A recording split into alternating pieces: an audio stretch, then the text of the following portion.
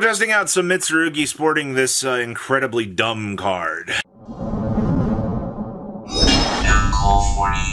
Alright, so we wanted to talk about how fun and interesting the bridge to Mitsurugi getting fixed actually is.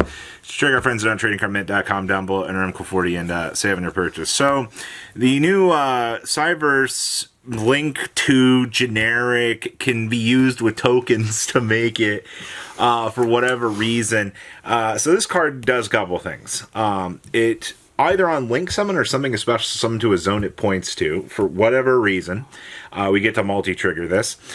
We can send a spell from hand or face up on the field. So, you know, since you do full yummy combo and, you know, your nice little link to places a field spell, you can send the field spell after you've already done, like, extender combos to go search for Habagiri. This card is actually really, really strong. Now, obviously, you know, you still have to be able to bridge into it, and you're playing other ways to get to the Mitsurugi combo anyway, so there'll be some games where this just doesn't even come up. But the fact that you have access to a new bridge to repair the combo even after Habagiri is limited to one is hilarious. So, for ratios, we're going with triple marshmallow. This never really changes. This gets the yummy surprise back, which it just ends up being a free floater. You can also start with it if you need to. You always start with that, actually. If you have it in your hand, you always start with it. Because you want to get that out of your hand, because once you summon another monster to the board, that's dead. Not a light beast. It just is a normal summon. So you always put that on board first. Alright, so triple marshmallow mandatory. Going with the triple copy, probably the other best card that your deck has. Ends up being another free search for the deck. There's not much else to really say about this. You've also restricted down on the extra names, going with one of these. They're just additional cards to search to interact with combo. These ever actually come up in their other functions? Yeah, we're in a format where Lollipo's shuffling back is really good for any branded decks. Cookie's Pop has always been good. It's never going to not be good. The minus 1,000 only comes up if you're going for OTK because you can't clear one of their monsters. And then the Pop when it comes back from the Synchro is obviously really good.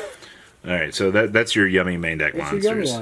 Now, obviously, due to restricted list, we only get to play one single copy of this good card. There's not really much of a reason to miss it. We're also playing only one copy of Futsu.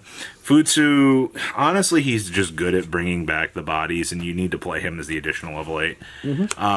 Did you want to play another Habagiri? Did you think about the Ame? Not really. I mean, you're able to cycle them back. You're able to cycle the mirror every time you tribute a ritual monster. So, like, you're always getting into them. So, like, it's really good with the 1/1 line, and you don't want to clog in on him because if you draw Futsu and no mirror, or Ame and no mirror, that's kind of cry. That's kind of like the problem. Is like I do understand like the reasoning to want to test another one, but it's like and you don't really run out of names. I mean, you're on 3 prayers, 1 wall, or 1 mirror, 1 trap. If we were playing pure with triple copies of Demise, then I mean we could have a little bit more fun. But we're also going with one of each of the main deck names. So 1 Saji.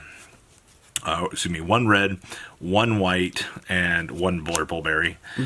Nothing else really to say about these. Did you want to extend it? No, there's an argument you can cut the purple and the silver just to cut down on the bricks. But, I mean, really, if you think about it, your Aramasa is not really bad of a normal summon because it gets you into Habakiri, which then gets the other thing is, like, you're doing full yummy combo anyway, so, like, having something that's a normal summon's not actually going to hurt you. Nope. And then that's just, like, there was arguments where you just play 2 Saji because Saji's a good normal summon, but, I mean, I'd rather just play the 3 line and call it a day. Yep. Alright, so we're going with triple Ash Blossom. Yep. Not really much of an argument for this. Triple Fua, obviously. Don't really get much of an argument for this. Your primary 6. How are you liking? Ghostbell's just amazing this one. I mean, you can use it on your opponent's turn if you need to, or you hold it for your branded matchup and use it on their traps. You're playing 42, right? Yep, 42. Man. If you really wanted to cut a Ghostbell down to 2. Yeah, you can go down to 2. I mean, most decks I play are 3 to 2, so... Alright, so there's not really much of a complaint there. Nope. Going with triple pre-preps, this is the thing I was talking about earlier with the Cyber Switch. Like, you have this to be able to basically get to combo anyway.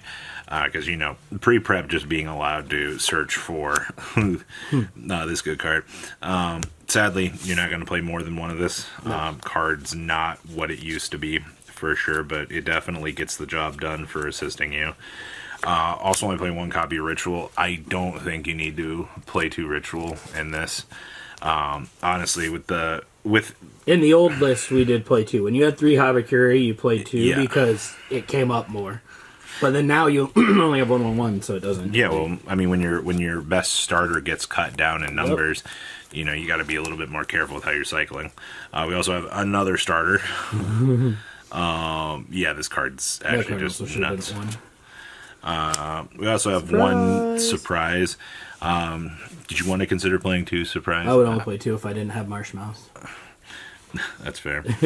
We are going with one of the field spell.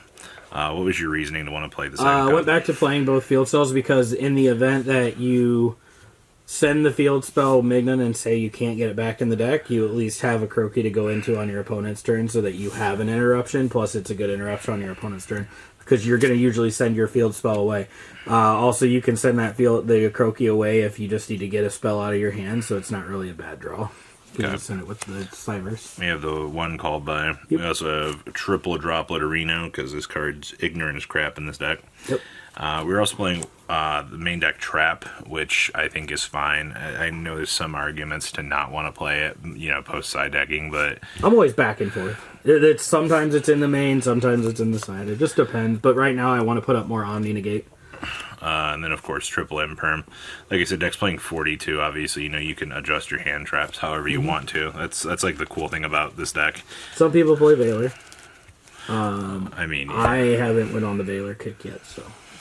Because we are playing the Mitsurugi stuff, you do want to play this as kind of the RNG bridge, but honestly, it's kind of worth it. We do play the Cyber's Magician, or the Cyber's Witch, just because, being able to pivot is really good. We also have Almirage, just another one to generate. Dynamondo to take care of problems and revive. This card's actually pretty stupid. Only one copy of Snatchy. You have plenty of ways to recycle this card now. It's not really too much worry. We do have the 1 SP to rip things out. The 1 copy of the IP. We have the Gravity Controller to take care of the Vampire and reverse engineer back into whatever combo line we might need. Link Karibo just to be able to have the revive off of this for the protection. And then we have the Samsara Cat for the additional revive. Tell me about this card. Melfies! So this card, a lot of people have been playing Cupid Pitch. I went with the Melfi because it's easy. It's an easier line into Zirin. Because Zirin is probably... the deck kind of flip-flopped, so now it used to be you did Habakuri stuff first so you could play Yummy, but then now it's you want to play Yummy first if you have Habakuri or any way to get to it. You set up the Zaylin to protect the Habakuri from getting negated. And then the Melfi comes in because if you're going second and you get to that Melfi is actually a spot removal because it's target a card on the field and return to the hand. So that's not a lot of things that come up, but it's a level 4 non-tuner, and then your Samsara Cat, your level 3 tuner to make the Zaylin. That's really why you play it. But it does have its versatility uses. Okay, so then Zaylin's just, his job is to do the protection. It's for Omni Negate protection. And then all of our little yummy monsters to kind of get the job done. But the deck still has problems. I'm not going to sit here and tell you this is the next greatest thing in the world, but having that helps. Having this, giving you the ability to basically reconstruct and do the things with the bridge is what we wanted to see with this deck. This is also just kind of like a little test variant to do things. Also, Mitsurugi package can still be adjusted however you need to, but the Yummy combo is going to be, I think, the main central piece to the deck still. We'll see how much more this card actually kind of affects things with other variants, because, this is not the end-all be-all solution. Any deck that can access free spells can take advantage of this to, reverse engineer into a combo line. So, you got plenty of little versatility options to kind of work with, which is fine. You just kind of, got to figure out where your ratios are with this. So check our friends down at tradingcardmint.com down below. Get ready to test out all of these cool overframes and find out which one's the best. Peace out, guys. Patrons, thank you.